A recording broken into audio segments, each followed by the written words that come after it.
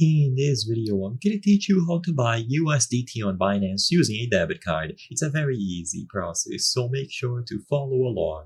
Buying USDT or any other crypto asset on Binance is extremely simple, and you can use a debit card as the payment method. To get this done, make sure that you create your account and you go through the verification process. The verification process is crucial, otherwise you will not be able to get the purchase done. Sadly, my account is not fully verified, but I'm still gonna give you the general rundown on how to get this done and show you on screen. I'm gonna be doing this through the website, but you can follow along through the mobile app. All that you have to do is hover over the buy option. If you are doing this through the mobile app, you can browse through specific coins and find USDT. But on the website, you click on buy crypto. And once you choose this option, you can configure everything here.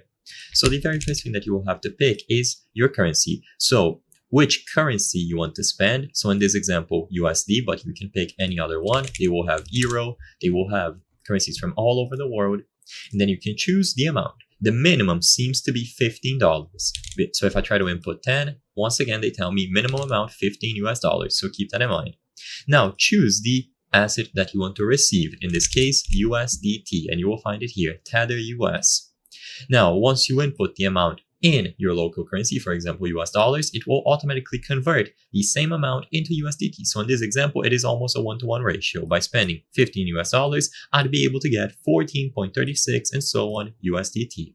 Then on the payment method, this is the important part. Just make sure that you select card, Visa or MasterCard. You will also have Google Pay, Apple Pay, Mobile Money, Paymonade, and some other options here by depositing into your fiat wallet. But I'm not going to cover those. The main one is going to be card. Like I said in the beginning of the video, you will have to verify your account. So when I try to click on add new card, it prompts me to verify the account. You will have to present some documents, possibly stuff like a passport.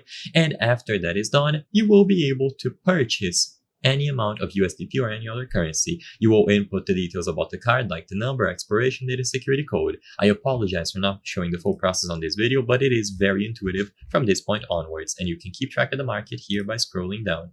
So I hope I was able to help you. If this video helped you, please consider subscribing. As you can see, 83% of the people watching our videos are not subscribed. By subscribing, you can help us from the channel make high quality videos. Thank you for watching, and I'll see you on the next one.